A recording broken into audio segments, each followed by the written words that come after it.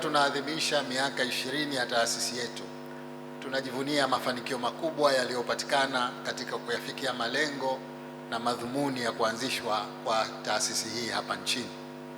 Mzee Mkapa aliamini kwa dhati kwamba maendeleo endelevu hujengwa juu ya misingi mitatu muhimu, ambayo ni uongozi imara, taasisi imara na uwekezaji kwa watu.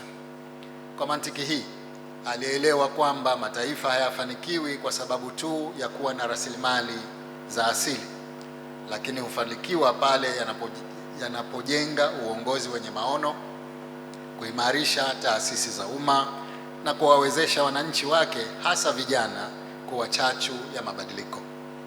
Imani hii ndiyo hatimaye ilisababisha kuanzishwa kwa taasisi ya Mkapa Foundation miaka 20 iliyopita. Aidha, ndiyo siri kubwa ya mafanikio, uimara na uendelevu wa taasisi yetu hadi leo. Tunapotafakari urithi wake leo, tunapaswa vile vile kujiuliza swali muhimu: tunawaandaaje viongozi wa afya wa Afrika wa siku zijazo? Ni dhahiri kuwa jibu la swali hili liko katika kuimarisha mifumo yetu ya afya, kuwekeza katika rasilimali watu na kuunda fursa zinazowezesha vijana kufikia uwezo wao kikamilifu.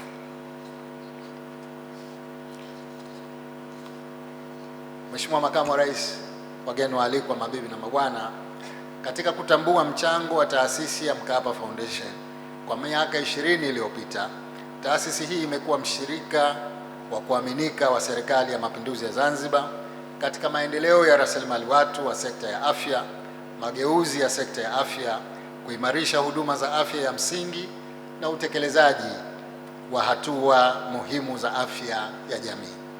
Kupitia utaalamu wake wa kiufundi na ushirikiano wa kimkakati, taasisi imechangia na kuchochea katika kujenga mfumo wa afya imara na stahimilivu zaidi katika utoaji wa huduma za afya Zanzibar. Uongozi, mifumo ya afya na mtaji wa watu unaoongozwa na vijana wa Afrika, kwani inatuelekeza kuangalia mbele na kuendelea kuelekea mustakabali ulio bora zaidi badala ya kutazama hapa tulipo. Pia inatukumbusha kutambua kuwa afya njema ni muhimu kwa maendeleo, na umuhimu wake unaongezeka zaidi kwa kuangalia mchango wake katika kujenga rasilimali watu. Ili rasilimali watu iweze kuchangia kikamilifu maendeleo ya kiuchumi na kijamii, lazima iwe na afya njema na iweze kuishi kwa muda mrefu. Hii inajumuisha kuhakikisha watoto wanapata lishe bora, chanjo muhimu na kinga dhidi ya magonjwa. Vijana wanapata elimu sahihi ya afya ya uzazi, ya kujikinga na magonjwa ya kuambukiza.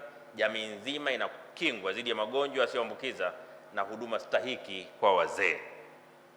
Waheshimiwa viongozi na ndugu washiriki, maisha ya uongozi wa hayati Benjamin Mkapa yanatoa mafunzo ya kweli kwetu.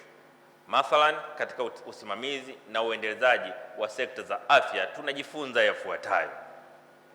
Kwanza, kutambua nafasi ya afya bora katika maendeleo.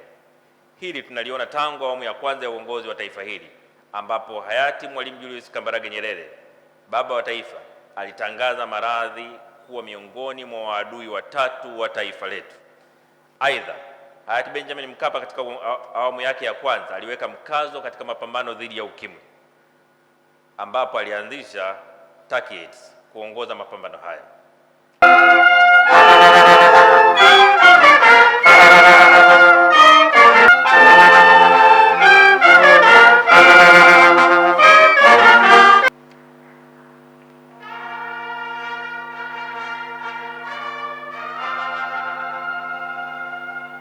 Asante. Tuzo ya pili in Health Leadership Award inaenda kwa Dr. Hawa Kivembele. Dr. Hawa, naomba tumpigie makofi.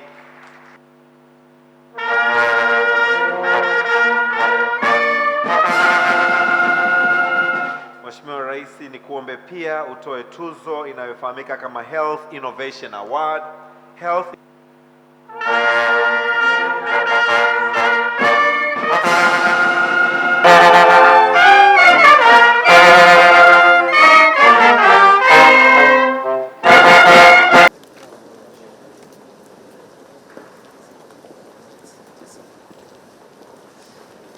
tekeleza afua ambazo ni vipaumbele vya serikali za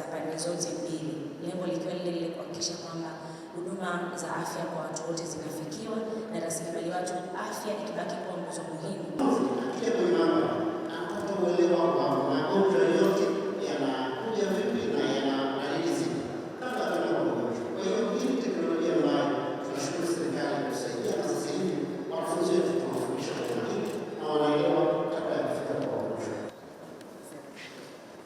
Asante Mheshimiwa mgeni rasmi, Makamu wa Rais Dr. Nchimbi. Hili ni banda lingine la CRDB Bank ambao ni wadau. Hii ni Chum TV, usisahau kusubscribe, kulike, kucomment na kushare. Pia unaweza kutufollow kupitia WhatsApp Chum TV.